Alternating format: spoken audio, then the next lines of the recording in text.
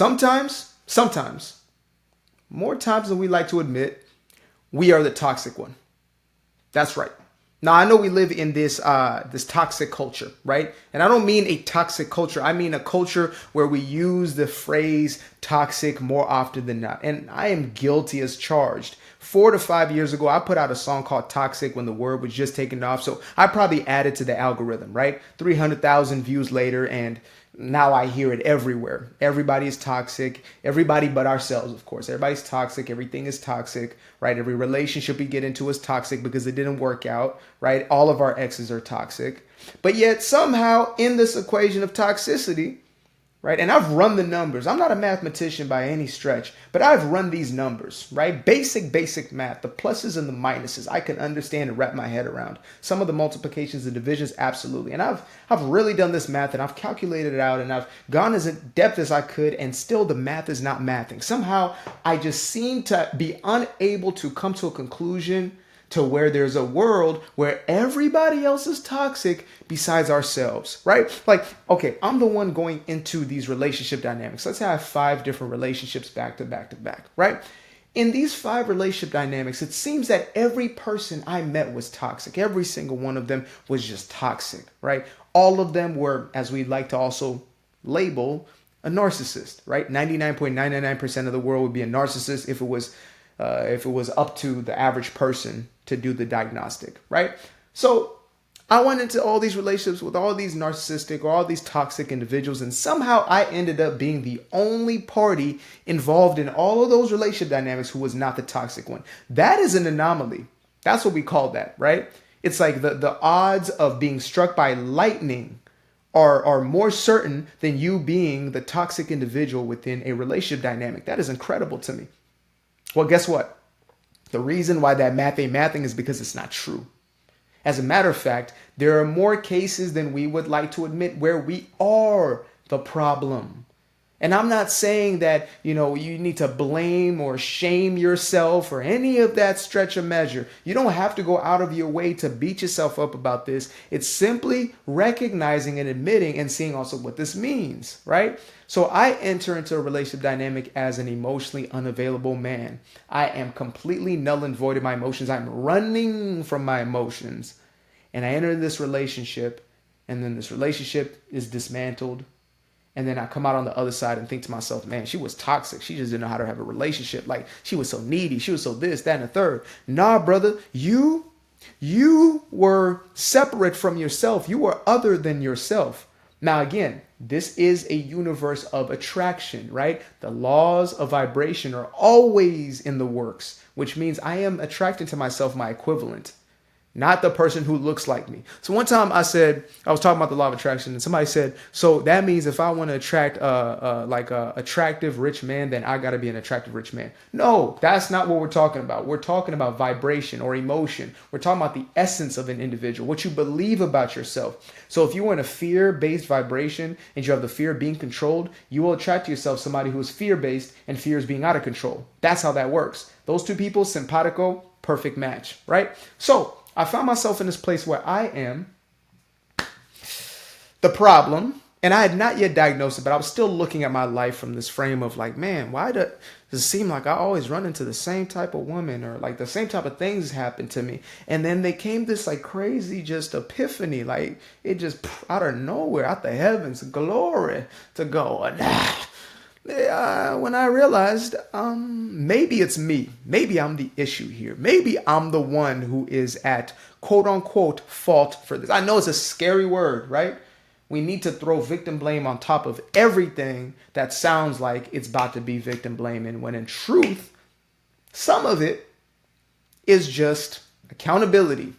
Sometimes, right? I'm an advocate. I stand behind, it's not about shaming anybody. It's not even about shaming yourself, even if you are the problem. It's simply about recognition. Damn, I am the issue. It is me. I'm the one who was the reason for all of that mayhem and that chaos in there, right? And again, because we have so much of this suppressed or repressed shame that we're trying to avoid and run from, as opposed to process in a healthy way, we're so afraid of that we will need to make the other person wrong, even if we are all the way 360 degrees of wrong, right? if we are 365 days, an entire year of wrong, even if that is our life experience, we will still have to find a way to make the other person a villain. It's just like, it's like the way that we're hardwired, right? The way in which you preserve yourself from facing yourself is by making the other person the problem. Uh-oh. Yeah, and look, I'm not preaching this message from a pulpit, right? Preaching down on you. I'm talking about personal experience. I'm talking about me. I'm talking about I finally come to a place where I'm sending those messages, those apologies that I was withholding for a very long time because of my own pride. Because I was feeling that, well, if that person would have just done this or I was doing this for that reason, I had a multitude of different excuses and reasons as to why I was doing the things that I was doing until I had to face myself. I had to look at myself in the mirror and say, that guy right there, that guy's got some problems. That guy's got some issues. That guy's got some work to do. That guy's got to unpack. Right when I was in the red pill space, oh my goodness, the red pill. Woo wee. There's a lot of healing that needs to take place in that space, much like radical feminism and all these other movements, right, which are opposed to the red pill, the manosphere. But there's a lot of healing that has to take place. Anyway, I'm 19 years old and I enter into the red pill, unknowingly enter into. Well, I knew because I was listening to it, right, and I knew what it was called, but I didn't know I was entering into this like silo. I didn't know I was entering into an quote unquote echo chamber, right? So I get into the space and all I'm listening is all of that very vile and toxic information, misinformation, most of which disguised as quote unquote personal development. And as I'm in these spaces, my mindset is becoming more and more toxic, even more than it had been. Because before I was just a person who was repressed. I was an individual who, was filled with guilt, filled with shame, religious trauma, all these type of things, right? So that's where I started. But then I ended up being spit out of the red pill, being this like extremely misogynistic individual. And I used that as a disguise, right? To hide behind saying that women must be the problem for all of my, or women must be the fault of all of my problems. I needed something to hide behind. And I hid behind that misogyny. I hid behind, the vitriol. Just like on the radical feminist side, hiding behind misandry, I believe it's called. I think that's what it's called, right? When it's like hatred towards men. So all of them, all of it on any side is nothing more than an individual running from their own darkness or shadows per se. It's not even necessarily dark, like it's this evil entity that is looming over you, as most of us have been programmed to believe, but instead it's the aspects of you that you have not yet given enough attention to and recognition to, right? It's like when we talk about shadow work. What is shadow work? It's just looking at those places where you have not shunned light. You have not placed light in that place.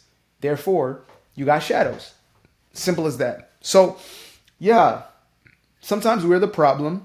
Sometimes we are the problem, and sometimes we are the problem. Sometimes we're the toxic one. Sometimes we are the narcissist per se, right? Now, this word narcissist, actually, there's a whole deconstruction I want of this damn thing because it has plagued society to the point where everybody's just being labeled as a narcissist.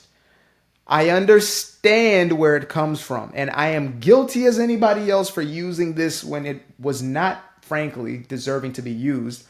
Just labeling anything as it, right? It's like when the word microaggression came out, everything, like I sneeze, oh, he's a microaggression, or he's like, no, I'm not, I'm just sneezing. But why'd you sneeze like that though? That sneeze sounded like it was like aggressive, but passive aggressive, but like against my religious, or whatever, right? Whatever. Anyway, this belief that everybody else is all of these things is a way for us to protect ourselves from actually facing the reality that sometimes we are literally the issue. In every case, we are the one creating our life experience. So inherently, we are the first cause. So that means, technically speaking, we are always the decision maker. It just might be that you are subconsciously, doing certain things. Technically speaking, I get like Adam Sandler in my head right now when I'm technically speaking. Y'all gonna get all my weird. That's all that's gonna come out for the rest of my life. But we really have to start inspecting ourselves, Inspector Gadget style. Like we really got to start going through everything or as my homegirl Carrie would say, spring cleaning in here. That's what we got to do it. We got to really start gearing up. Really start gearing up. Like I'm telling y'all right now, I done seen what it looks like on the other side. I done seen grown folks who are not doing this work, and they're suffering for it. They're suffering as a result to it. Like life is continuous growth and expansion. And if you stay the same, you will continue to get the exact same results, just in different ways, in different forms. As most people, have now come to understand, if you do not learn that first time and that second, third, fourth time, you will continue to come back to that very same place time and time again. Or my homegirl Autumn, she says, you are doomed to return back to the same point. She says it in a real dope way, but I'm just gonna leave it at this. If you keep doing what you're doing, you're gonna keep getting what you're getting. That's like Ebonics' version of Einstein, right? And that's crazy. He would say, repeating the same thing time and time again and expecting a different result is a definition of insanity. For me, my little Ebonics version is, bruh, you crazy as hell if you think you're gonna do the same thing and get something different. That's me.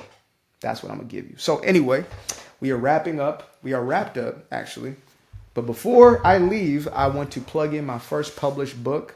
I think I was covering the whole time. I was supposed to be doing the subliminal check-ins like that, but looks like I was hiding it. So Doing Me Guilt-Free, my very first published book. Make sure to get yourself a copy of one of these. This is a book that honestly was channeled through me. Like, I'm talking about the entire thing poured out of me because I had to, because it was everything that I needed and I continue to need, frankly, throughout my entire life. I believe I'll be reading through this every year of my life. I don't know about every day of my life, but every year of my life, that's going to be relevant. And it will be for you as well. I'm about to sneeze, so till the next time, peace.